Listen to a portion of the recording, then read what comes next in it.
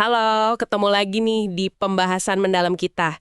Hari ini kita mau bongkar satu buku pemasaran yang legendaris deh. The 22 Immutable Laws of Marketing. Penulisnya Al Ries sama Jack Trout. Betul. Dengar kata immutable atau abadi aja udah bikin penasaran ya. Iya kan? Katanya sih ada hukum-hukum pemasaran yang nggak bisa diganggu-gugat, kayak hukum alam gitu. Kalau dilanggar, ya siap-siap aja gagal. Berat juga ya kedengarannya. Nah, misi kita kali ini, kita mau gali beberapa ide yang paling dasar. Dan jujurnya, kadang cukup mengejutkan dari buku ini. Seringkali beda banget sama intuisi kita soal gimana sih pemasaran itu sebenarnya bekerja. Yolah, kita mulai aja. Oke, siap. Oke, hukum pertama nih, yang langsung bikin mikir gitu ya, itu hukum kepemimpinan. Intinya tuh sederhana, tapi kuat banget. Lebih baik jadi yang pertama daripada jadi yang lebih baik. Agak kontroversial ya. Kayak nggak adil gitu kedengarannya. Iya kan? Tapi coba deh pikirin, siapa orang pertama yang terbang solo nyebrang Atlantik?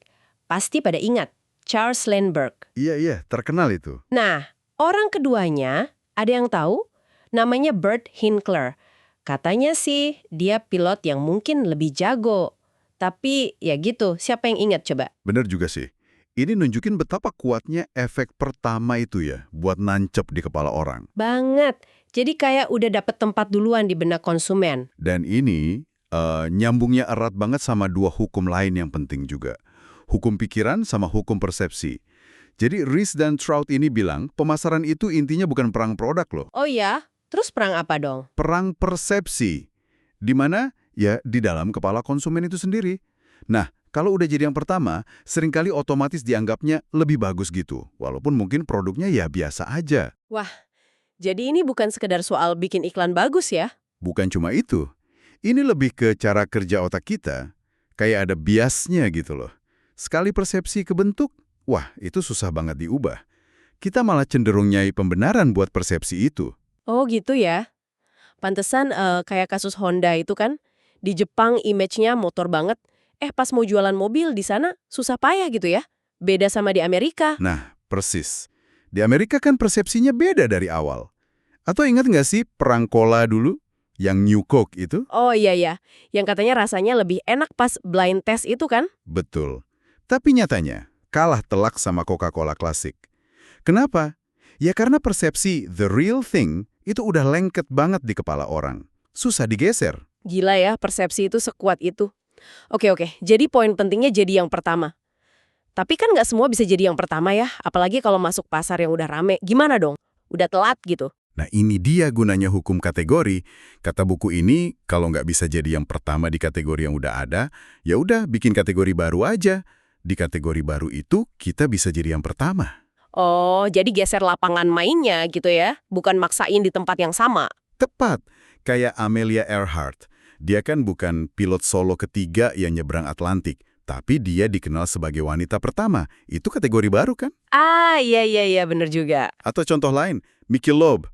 Dulu itu biar biasa aja, tapi mereka posisikan diri sebagai bir domestik mahal pertama di Amerika. Nah, itu kategori baru lagi. Jadi, pertanyaannya bukan produk gue lebih bagus dari si A gimana, tapi produk gue ini pertama dalam hal apa? Keren. Jadi definisikan ulang permainannya ya. Ini lebih strategis kayaknya. Benar. Dan ini juga ada hubungannya sama hukum tangga. Maksudnya, kalaupun nggak bisa jadi nomor satu di benak konsumen, jadi nomor 2 atau 3 itu masih punya pijakan sendiri kok. Oh iya, gimana tuh? Contohnya Avis, rental mobil itu loh. Mereka kan tahu nggak mungkin ngalahin Hertz yang udah jadi nomor 1 yang pertama. Iya, Hertz kan udah top of mind banget. Nah, makanya Avis bilang apa? We try harder. Mereka ngakuin posisi kedua, tapi malah dijadiin kekuatan. Intinya, sadari posisi kita di tangga persepsi konsumen, terus bangun strategi dari situ. Oke, jadi nggak harus ngotot jadi nomor 1. Yang penting punya posisi yang jelas gitu ya. Nah, terus gimana cara mempertahankannya? Biar posisi itu kuat terus. Disinilah hukum fokus sama hukum pengorbanan masuk. Kekuatan pemasaran itu seringkali justru datang dari menyempitkan fokus. Punya satu kata kunci aja, atau satu atribut yang nempel banget sama merek kita. Contohnya? Kayak Volvo apa coba?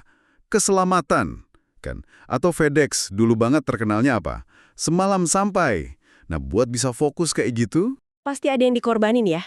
Nah, itu dia, hukum pengorbanan. Harus rela ninggalin sesuatu. Bisa jadi varian produk yang kebanyakan, target pasar yang kegedean, atau ya godaan buat gonta-ganti citra terus. Wah, itu pasti susah banget ya. Banyak perusahaan kan pengennya jadi segalanya buat semua orang. Justru itu jebakannya. Ingat gak Pepsi dulu gimana ngelawan Coke? Mereka fokus banget ke generasi muda. Oh iya bener. Atau Marlboro. Mereka korbanin pasar perempuan demi fokus 100% ke citra koboi maskulin.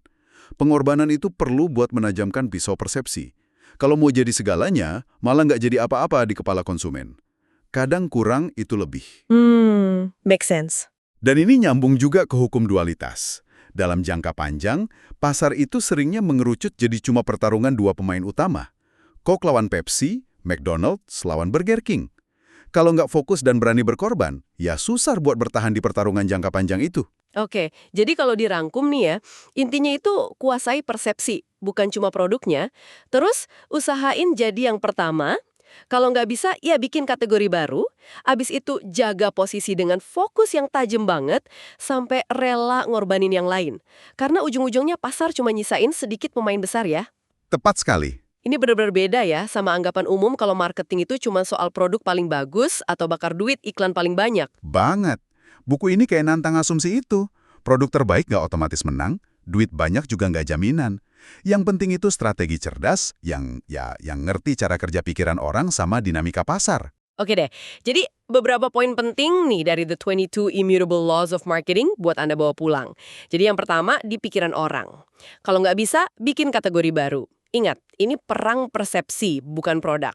Fokus ke satu kata kunci dan berani berkorban demi fokus itu. Kenali juga posisi Anda di tangga pikiran konsumen. Sip. Dan sebagai penutup ya, mungkin satu pemikiran aja nih buat direnungin. Kalau inti pemasaran itu perang persepsi, dan persepsi itu susah diubah. Kira-kira prinsip ini bisa nggak sih berlaku di luar bisnis? Maksudnya gimana tuh? Ya mungkin dalam cara Anda memasarkan ide ke teman kantor, atau pas bangun reputasi pribadi, atau jangan-jangan pas kita lagi belajar hal baru, siapa tahu ada hukum abadi lain yang bekerja di situ juga. Wah, menarik banget tuh buat dipikirin lagi. Oke deh, kayaknya cukup ya penjelajahan kita kali ini. Makasih banyak udah nyimak. Sama-sama. Sampai ketemu lagi di pembahasan mendalam berikutnya ya.